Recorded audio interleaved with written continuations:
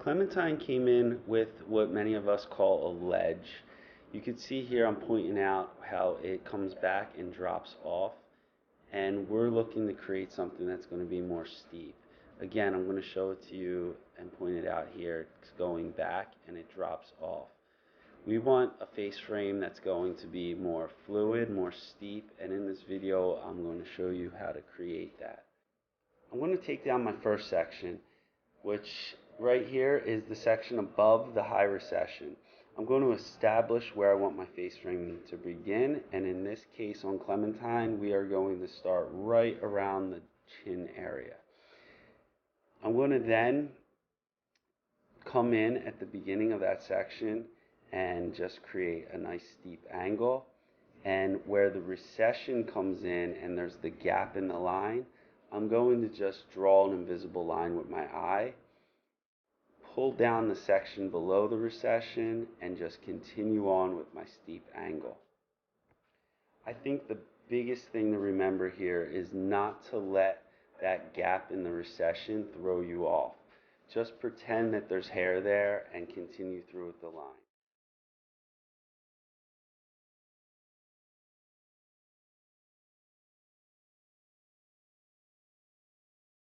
So right here I'm going to take my second section down.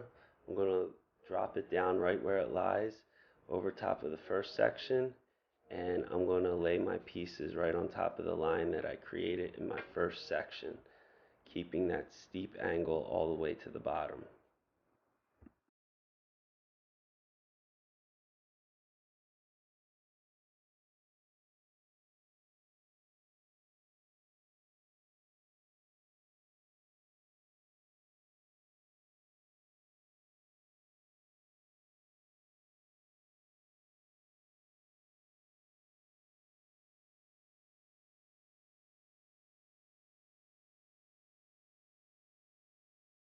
So we're going to continue on, working our way back to our center parting, combing each section forward to the previous section, holding the elevation down where it lies, and continuing on with our steep angle until we run out of hair.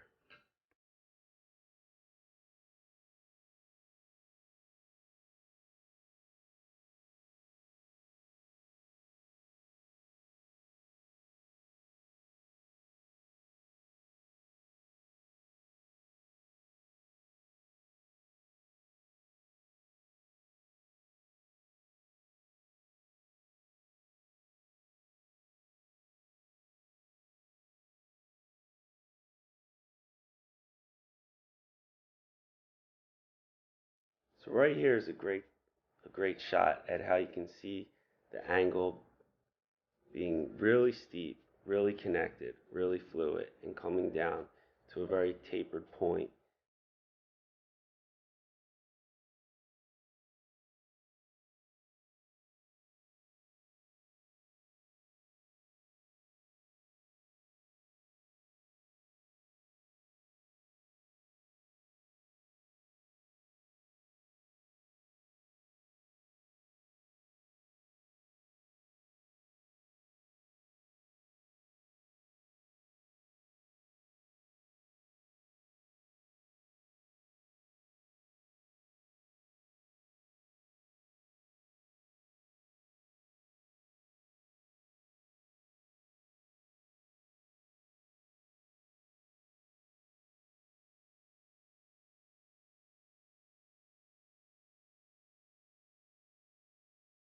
Here you can see where we meet our front angle up with our perimeter in the back. Once we meet our perimeter, or we run out of hair, whichever comes first, we are then done on that side and we can move around to the other side.